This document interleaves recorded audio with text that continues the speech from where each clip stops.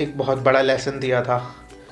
एकदम से जब किसी के बाप का साया उठ जाता है तो कैसा फील होता है। थोड़ा सा मेरा आइडिया पसंद आया, मैं किस तरीके से बताता हूँ and how am I different from other YouTubers. Qualities अगर होती है इंसान के अंदर तो, और ऑनेस्ट रहता है वो अपने साथ दूसरों के साथ, तो कामयाबी उसको ज़रूर मिलती है, चाहे लेट देरी से ही मिले।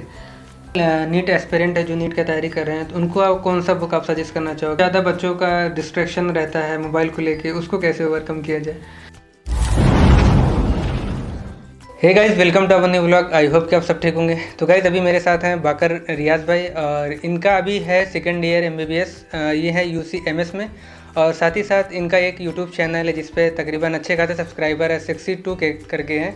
तो जानते हैं इनकी क्या स्ट्रेटजी रही है, एक नीट एस्पिरेंट से लेके MBBS कॉलेज, फिर उसके बाद वहाँ से एक यूट्यूब जर्नी। तो सबसे पहले बाकर रियाज भाई, आपका मेरे यूट्यूब चैनल में बहुत बहुत स्वागत है। Thank you Aleem.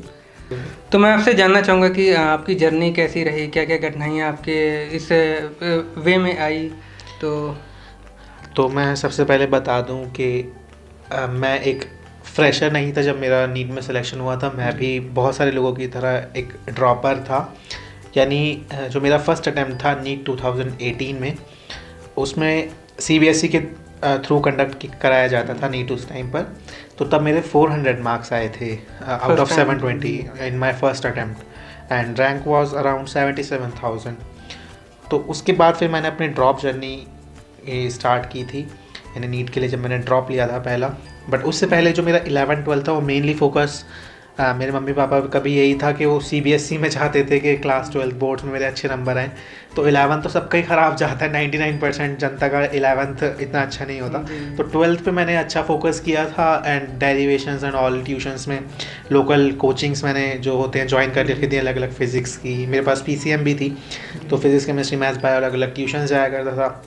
वहाँ पे डेरिवेशंस वगैरह होते थे, MCQ का भी सॉल्व किए नहीं थे 12th तक, तो सिर्फ मेरे इसलिए 400 ही आ पाए थे, और बोर्ड्स में मेरे 96.2% थे। तो उसके बाद जब मैंने फिर डिसाइड किया, मम्मी पापा को पता था कि इस बार नीट में नहीं होने वाला है, तो 1 साल तो इसको देना ही है। तो फिर 1 साल में मैंने फिज़िक्स वाला में उस टाइम पर बैचेस तो होते नहीं थे, तो अलग सर ही सिर्फ पढ़ाते थे बोर्ड पर अपने। अभी शायद लॉकडाउन से चालू हुए हैं। हाँ, उनके बैचेस स्टार्ट हुए थे उसके बाद से। तो 2018-19 में उनके कोई बैचेस नहीं थे, तो उन बस ऐसे ही उनके यूट्यूब चैनल से पढ़ा करता था। केमिस्ट्री भी वो पढ़ाते थे, फिज़िक्स भी वही खुद पढ़ाते थे, तो उनसे मैंने फिज़िक्स और केमिस्ट्री पढ़ी। केमिस्ट्री और भी यूट्यूबर्स थे, मतलब अलग अलग टीचर्स थे, मैंने अलग अलग रिसोर्सेज का यूज़ किया। बायो में इंटरेस्ट से बायो करी, फिर NCERT से ज़्यादा फोकस रखा पर बायो में। और ऐसे करते करते मतलब मैंने लाइब्रेरी ज्वाइन कर रखी थी, तो मैं काफ़ी मैं कोशिश करता था कि मेरे पास ड्रॉप ईयर था, तो 10-12 घंटे में अच्छा खासा पढ़ लिया करता था। बट ऐसा नहीं कि 10-12 घंटे डेली पढ़ता था, कभी कभी 14 घंटे भी पढ़ता था, कभी कभी 1-2 घंटे ही पढ़ता था। तो ओवर एवरेज वो 10-12 घंटे का बनता था वीकली। सो ऐसे करते करते फिर मुझे बहुत सारी प्रॉब्लम्स आई जो मैं अपने यूट्यूब चैनल पे भी शेयर करता रहता हूँ कि कैसे मैंने अपनी जर्नी कैसे सर्वाइव किया नीट के लिए, और किस किस तरीके से मैं आगे बढ़ा, कैसे मेरे टेस्ट में मार्क्स कम आते थे, और कैसे मेरे को फिज़िक्स में डर लगता था, फिर कैसे वो फिज़िक्स का डर ख़त्म किया मैंने। बच्चों को डर रहता है फिजिक्स में। हाँ, तो फिज़िक्स का अलग सर का मैं बहुत शुक्रगुजार हूँ इस वजह से कि उन्होंने जो उनके कॉन्सेप्ट समझाने का तरीका होता है वो काफ़ी अच्छा था। और अब तो उन्होंने इतने सारे बैचेस लॉन्च कर दिए हैं, तो वो तो और ज़्यादा हेल्पफुल है, और नए नए टीचर्स आपके सामने आ रहे हैं इतने अच्छे अच्छे, तो आप लोगों को और ज़्यादा रिसोर्सेज मिल रहे हैं कम पैसों में। तो आप सब ज़्यादा लकी हैं हमसे, और मैं यही सबको बोलूँगा कि आप लोग अच्छे से पढ़ें नीट के लिए भी, और अच्छे से मेहनत करें। तो मैं आपसे जानना चाहूँगा कि आपने यहाँ से तो कॉलेज में पहुँच गए, फिर कॉलेज से आपकी यूट्यूब जर्नी कैसे स्टार्ट हुई? देखिए, मेरा कॉलेज में जो फर्स्ट डे था वो था 1 अगस्त 2019। उस टाइम पे मुझे कुछ नहीं पता था कि मुझे कभी यूट्यूबर बनना है, ना मेरा कभी कोई सपना था यूट्यूबर बनने का। मैं एक इंट्रोवर्ट हुआ करता था, आज भी इंट्रोवर्ट थोड़ा सा हूँ, बट थोड़ा सा बेटर हुआ हूँ। कैमरे के सामने एटलीस्ट मैं एक्सट्रोवर्ट हूँ, कैमरे के सामने बोल लिया करता हूँ। तो उस टाइम पर मुझे कोई आइडिया नहीं था कि मैं यूट्यूब स्टार्ट करने वाला हूँ। सब कुछ ठीक चल रहा था, 6 महीने गुजर गए, फिर फर्स्ट ईयर के उसके अंदर डाइसेक्शन वगैरह सब कुछ किया। जब फरवरी 2020 आया, ठीक है, उसके बाद फिर थोड़ा सा लगा कि कोविड केसेस बढ़ रहे हैं, तो बहुत लोगों को ज़्यादा। में अफवाह उड़ी कि भाई अब लॉकडाउन लगेगा नहीं लगेगा, जो भी कुछ। लॉकडाउन का नाम पहली बार सुना था सबने, हाँ, क्वारंटीन का उस नाम। टाइम हमें भी पहली बार सुना हाँ, था। हमें नहीं पता था कभी पूरा देश एक साथ ऐसा बंद हो जी। जा सकता है।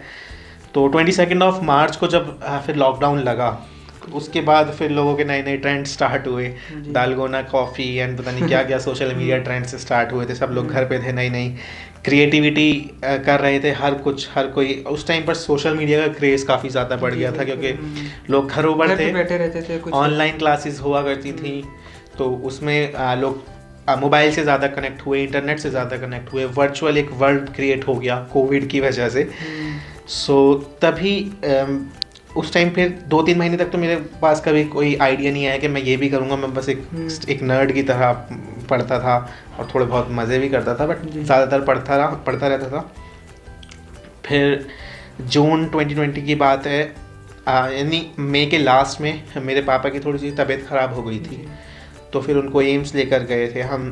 तो 24 या 25 डेज एम्स में एडमिट रहे, तो उसके बाद उनकी डेथ हो गई थी कोविड की वजह से, मेरे पापा की 24 जून को। मेरे सब्सक्राइबर्स को पता भी है, मैंने उनकी स्टोरी भी डाली थी एक बार यूट्यूब पर कि क्या क्या हुआ था। तो उसके बाद जब डेथ हुई तो कोरोना की वजह से उनको कोविड-19 हुआ था। हमारी पूरी फैमिली को कोविड-19 हुआ था, बट उनको ज़्यादा सीवियर फॉर्म में हुआ था, तो उनको हॉस्पिटलाइजेशन कराना पड़ा था। एंड थोड़े ओबीस थे, तो इस वजह से कोमॉर्बिड कंडीशंस डेवलप हो गई थी। सो अब उसमें तो हम कुछ नहीं कर सकते, बट वही ये लाइफ ने एक बहुत बड़ा लेसन दिया था। एकदम से जब किसी के बाप का साया उठ जाता है तो कैसा फील होता है, वो सारी चीज़ें। फिर खुद के पैरों पे कुछ ना कुछ करना था, खड़ा होना था, क्योंकि फैमिली में अर्निंग मेंबर एक फादर ही होते हैं यूजुअली। तो उसके बाद फिर मम्मी पे इतना बोझ आ गया था फैमिली को संभालने का, तो मैंने सोचा कहीं ना कहीं मैं भी ऐसे कुछ तो करो जिससे मैं अपनी फैमिली को सपोर्ट कर पाऊँ, या एटलीस्ट फैमिली को सपोर्ट ना कर पाऊँ, सिंस मेरे ब्रदर एक जॉब में थे ऑलरेडी और सिस्टर भी। तो मैंने सोचा क्यों ना मैं उन पे बोझ ना बन के अपना खुद ही ऐसा कुछ डेवलप करूँ या क्रिएट करूँ, जिस वजह से मैं फाइनेंशियली इंडिपेंडेंट हो जाऊँ, मुझे अपनी फैमिली पर सहारा ना बनना पड़े, खुद का मतलब हाँ, सोर्स क्रिएट करूँ, खुद का एक इनकम सोर्स क्रिएट करूँ, रेवेन्यू कहीं से आ पाए। तो मेन एजेंडा फिर वहाँ से मेरा स्टार्ट हुआ कि मैंने एक दिन बैठे बैठे वो ये सब सोचने में भी ऐसे नहीं कि एक रात में सोच लिया था। जून में पापा की डेथ हुई थी, तो मेरा जो पहली वीडियो थी यूट्यूब पे वो अक्टूबर में आई थी, यानी जून जुलाई अगस्त सितंबर 4-5 महीने मुझे लग गए थे ये सब चीज़ें सोचने में और एग्जीक्यूट करने में। तो 13 भी था उस टाइम, बिल्कुल। तो 13 या 14 अक्टूबर को मैंने एक अपनी वीडियो बनाई थी बुक्स फॉर बायोलॉजी को लेकर कि नीट में कौन सी बुक्स आप यूज़ कर सकते हैं। एंड उस टाइम पे मेरी एक फ्रेंड थी जहरा बतूल, उसका एक चैनल था AMU से, वो है तो मैं उसका भी बहुत शुक्रगुजार हूँ। उसने उस टाइम पर बहुत हेल्प की थी मेरे चैनल को ग्रो करने में। उसने बच्चों के साथ शेयर की थी मेरी वीडियोस स्टार्टिंग की। तो उसके बाद से फिर बच्चों को थोड़ा सा मेरा आइडिया पसंद आया, मैं किस तरीके से बताता हूँ and how am I different from other YouTubers. तो वो चीज़ बच्चों को बहुत ज़्यादा पसंद आई। इसी तरीके से करते करते मैंने भी आपका बहुत सारा वीडियो देखा, पूरा रियलिटी बेस्ड रहता है आपका वीडियो। बस इसीलिए बच्चे मुझे ज़्यादा पसंद करते हैं, क्योंकि मैं प्रैक्टिकल सॉल्यूशंस देता हूँ। जो मतलब लोग अभी यहाँ नीट एस्पिरेंट तैयारी कर रहे हैं, जो उनके साथ घटना चल रही है, जो आपने फेस किया, वो पूरी रियलिटी आपसे उस पर शो करते हैं, तो वो मेरे से रिलेट कर पाते हैं एज अ बड़ा भैया वो मान के। वो ये नहीं सोचते कि हाँ बस ये हवाओं में बातें करते हुए जा रहा है और हम इसको अप्लाई कैसे करें। तो इसलिए मेरा ये तरीका थोड़ा सा डिफरेंट रहता है हमेशा, कि मैं जो चीज़ एप्लीकेबल है प्रैक्टिकल लाइफ में वही चीज़ मैं लोगों को सजेस्ट करता हूँ, जो वो उसको एग्जीक्यूट कर पाएँ प्लान को। तो ये सारी चीज़ें रहती हैं, और इसमें भी बस ऊपर वाले का ही करम है कि मतलब मुझे इतनी नॉलेज दी गई कि सो दैट मैं अपनी नॉलेज दूसरों के साथ शेयर कर पाऊँ। और ये सिलसिला जारी है, बट वही है स्टार्टिंग के 6-7 महीने तक एक एंथुजियाज्म रहता है। हाँ, तो यूट्यूब से लगातार हम काम कर रहे होते हैं, तो उस टाइम फिर थोड़ी सी स्टडीज़ में थोड़ा सा अफेक्ट पड़ता है, बट बाद में सब कुछ मैनेज हो जाता है। तो इस तरीके से मैंने 4 महीने नया क्रिएट करते तो उसमें थोड़ा सा एक टाइम लगता है। बिल्कुल। बट खुदा के करम से मतलब 4-5 महीने में मेरे 50K सब्सक्राइबर्स टच कर गए थे, and I am very grateful for that. और मैं अपनी एक चीज़ ये बताना चाहूँगा कि कभी भी मैंने मतलब किसी को एक होता है कि बच्चे के अंदर एटीट्यूड आ जाता है जब भी जी, कोई जी, वो बिल्कुल। कुछ बड़ा बन जाता है। तो मैंने हमेशा सोचा कि मैं डाउन टू अर्थ रहूँ नहीं, हर मैंने किसी भी से। मिला आपसे। मैं तो 2-3 दिन पहले ही मेरी मुलाकात हुई आपसे। वैसे तो मैं जानता आपको बहुत पहले से हूँ, लेकिन आपका बिहेवियर मेरे को इतना अच्छा लगा, इतना अच्छा लगा, मैं बता ही नहीं थैंक यू। सकता। तो बहुत अच्छा ये बिहेवियर चीज़ भी आपका मैंने अपने लगा। पापा से ही सीखी है कि बिल्कुल जी। किसी भी मुकाम पर पहुंच पहुंच जाओ पर अपनी ज़मीन को मत भूलो। ज़मीन को मत भूलना, नहीं चाहिए। जहाँ कि जहाँ से हुँ, तुम खड़े हुए हो उस जी। चीज़ को कभी मत भूलना, चाहे तुम कितने ही बड़े और आदमी बन वही जाओ। अपना जो बिहेवियर रहता है, वही इंसान को ऊपर लेके जाता है। बिल्कुल बिल्कुल। तो और ऑनेस्ट रहो हर किसी के साथ धोखा बिल्कुल। मत दो किसी को। तो ये सारी कुछ क्वालिटीज़ अगर होती है इंसान के अंदर तो, और ऑनेस्ट रहता है वो अपने साथ जी। दूसरों के साथ, तो कामयाबी उसको ज़रूर मिलती है, चाहे लेट देरी से ही मिले। तो ये फिर इस तरीके से मेरा मतलब यूट्यूब चैनल स्टार्ट हुआ। बट फिर उसके बाद फिर सेकेंड ईयर जब स्टार्ट हुआ तो थोड़ा बहुत, अब एमबीबीएस हमारा मेन फील्ड तो एमबीबीएस ही जी, होता है। ऐसा तो नहीं है कि बिल्कुल यूट्यूब को मैंने प्राइमरी अपना वो बना लिया था। जी। प्राइमरी चीज़ तो हमेशा से एमबीबीएस ही है, जो जिस चीज़ के लिए हमने इतनी तैयारी की थी। तो उसमें थोड़ा सा टाइम लगाना पड़ता है कॉलेज में, कॉलेज आवर्स भी होते हैं। ऑनलाइन हुआ था उसमें तो मैं होप कर पा रहा था, फिर उसके बाद जब ऑफलाइन हुआ तो सेकेंड ईयर जब बीच में ऑफलाइन हो गया तो इस वजह से कम टाइम दे पाया। थोड़ी सी अभी ग्रोथ में अफेक्ट पड़ा है, बट होपफुली अब जब मेरे सेकेंड ईयर के एग्ज़ाम्स हो जाएंगे तो मैं कोशिश करूँगा। कंटिन्यूअस हाँ, आपका चल रहा है। होपफुली। तो अभी जियो इस साल नीट एस्पिरेंट है जो नीट की तैयारी कर रहे हैं, तो उनको आप कौन सा बुक आप सजेस्ट करना चाहोगे? मतलब किस हिसाब से उनको प्रिपरेशन अपनी करनी चाहिए जो एक इफेक्टिव बन पाए? देखिए, जो बेसिक बुक्स होती हैं नीट के जी। एग्ज़ाम के लिए, जो एक कंडक्टिंग बॉडी भी सजेस्ट करती है वो तो जी। एनसीईआरटी ही होती है। बट सबको पता है कि फ़िज़िक्स के लिए एनसीईआरटी इतनी कारगर नहीं जी। है अगर हम एमसीक्यूज़ की बात करें। तो बायोलॉजी के लिए मैं एनसीईआरटी ही हमेशा सजेस्ट करता हूँ। और जी। मैंने अपने चैनल पे भी सबसे पहले जो वीडियो डाली थी वो यही डाली थी कि बायो की कौन सी बुक यूज़ करनी चाहिए, तो उसमें एनसीईआरटी का नाम था और एक थी डॉक्टर और अली। उसके अलावा हाँ, देखिए एनसीईआरटी हमें एक कैटेगरी में डिवाइड करना होगा बुक्स को, कि एक टेक्स्ट बुक की कैटेगरी होगी, एक एमसीक्यू बुक की। तो उसके अंदर जो टेक्स्ट बुक है वो एनसीईआरटी हो गई, और जो एमसीक्यू जिससे करने वो डॉक्टर अली है। बायो में, केमिस्ट्री में आप जिस भी कोचिंग में हैं तो कोचिंग के उनके मॉड्यूल्स मॉडल काफ़ी वगैरह होते हैं, हैं। जी।